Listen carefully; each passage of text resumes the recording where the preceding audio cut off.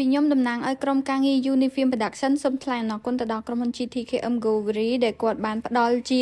សាប៊ូដុសខ្លួនចំនួន100ដបនិងថ្នាំដុសធ្មេញចំនួន100ទីបដល់បងប្អូនភៀសឹកនិងបងប្អូនកងទ័ពជួរមុខណាបងប្អូនចាអរគុណទៅដល់បងប្រុសដែលឃើញខ្ញុំប្រកាស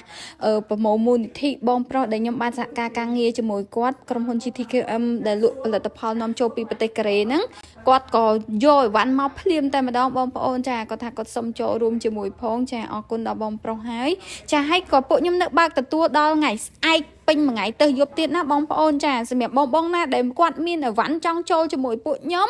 បងប្អូនអាចអញ្ជើញយកមកនៅបរិយាវិមានភ្នំពេញក្បែរនឹងក្រសួងដែនដីថ្មីផ្លូវ209ផ្ទះ 127B ណាចាឲ្យខ្ញុំដាក់លេខទូរស័ព្ទបន្ថែមបើសិនជាបងប្អូន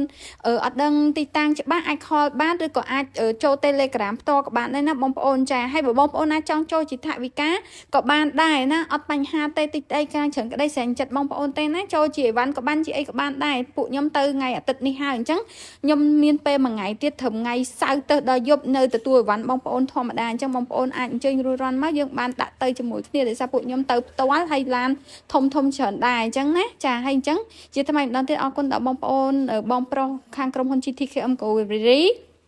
ដែលបានឧបត្ថម្ភជាសាប៊ូដុសខ្លួននិងថ្នាំដុសធ្មេញដែលគាត់សាប៊ូដុសខ្លួនហ្នឹងគឺប្រេនកូនខ្មែររបស់គាត់ទៅតែផលិតថ្មីនឹងឯងឈ្មោះថាសាប៊ូឯករាជ្យចាបងប្អូនចាអរគុណបងប្អូនទាំងអស់គ្នាហើយអរគុណដល់បងប្អូនសប្បុរសជនច្រើនទៀតដែលបងប្អូនខ្លះគាត់អត់បានចូលជារបស់ប្រើប្រាស់តែគាត់ចូលជាថវិកាអញ្ចឹងពួកខ្ញុំយកថវិកាហ្នឹងទៅទិញរបស់បន្ថែមទៀត